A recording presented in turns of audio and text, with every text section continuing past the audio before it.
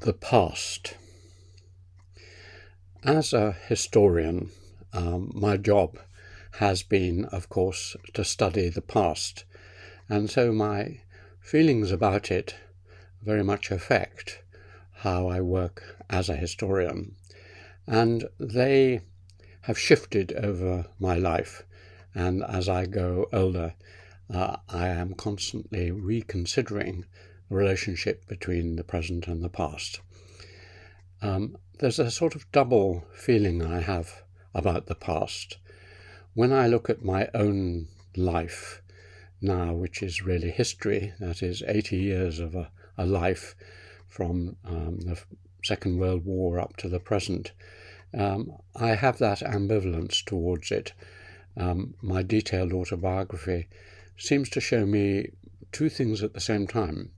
One is that the past is, as has been famously put by L.P. Hartley, a foreign country.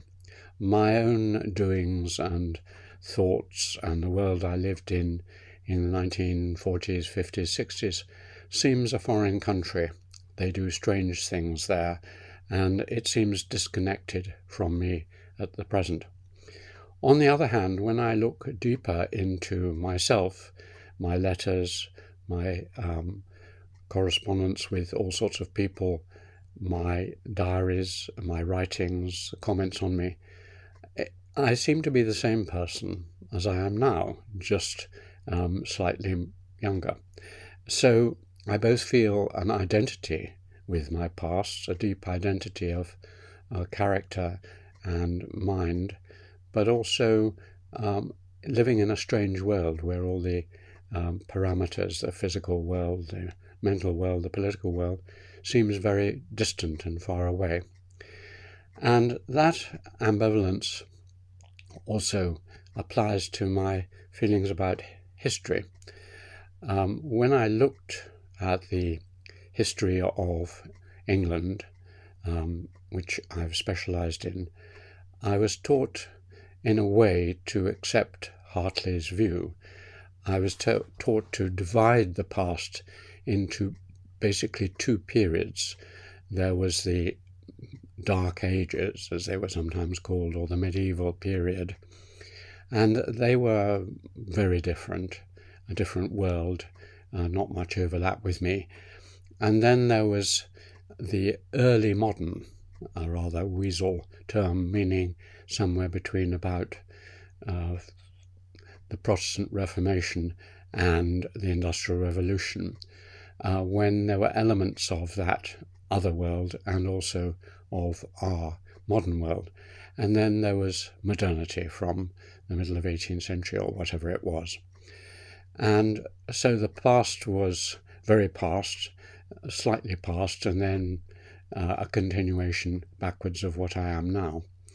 That view, which I was taught at both school and university, and is implicit in the great sociological thinkers like Marx and Weber, is one which increasingly in my work, particularly in my book, The Origins of English Individualism, I challenged. I thought it was right, but as I went back, as I looked at a 17th century clergyman who I thought would be early modern, in other words, pretty strange but also comprehensible, I found he wasn't really very strange at all. He was just like me, except with a few added beliefs about witches and so on, but very, very familiar. So he wasn't past, really. And then I went back century by century, and I couldn't discover a strange country, totally unconnected to myself. I went back then to the 13th century and found that the people then, not only in all the local documents I looked at, but also in the poetry and the literature and Chaucer and so on, and Paston letters, they were very recognizably similar to my world in their emotional structures, in their belief systems, in their characters. They weren't living in a different world. This was a big shock to me, as it was to my colleagues when I published the book. And since then, I've pushed this argument further back. So the past has vanished in my own culture as I went backwards.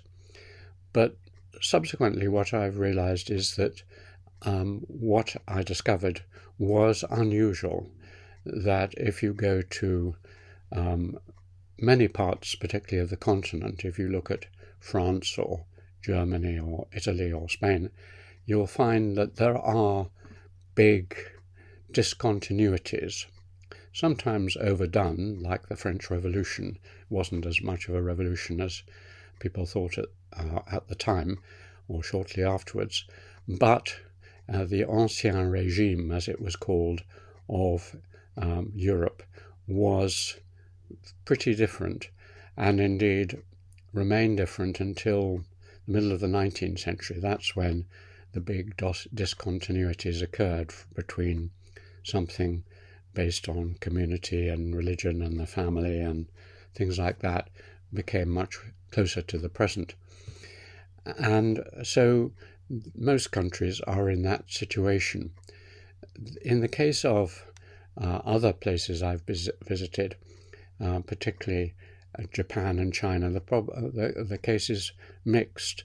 The Japanese, I realized, the past and the present are very much mixed up together, that although they went through a surface revolution in the Meiji period with industrialization and a sort of democracy and so on and so on, they were actually, there was also a lot of continuity back to earlier Tokugawa period Japaneseness.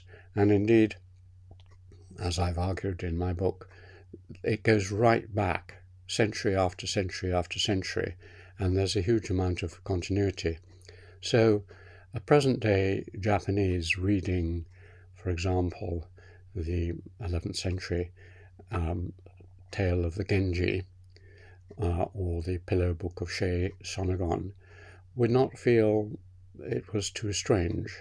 It's familiar in many ways, and it's preserved in their drama, in their no drama, and their kabuki. So there is no great break in Japan. China is another strange case because both things can be argued.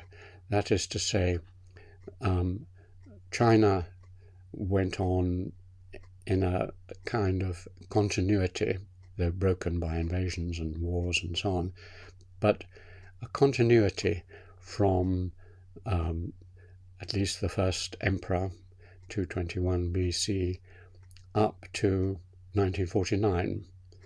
And then there seemed to be a huge break. Everything was changed with the Communist Revolution, and the olds were banished, and you had a new China.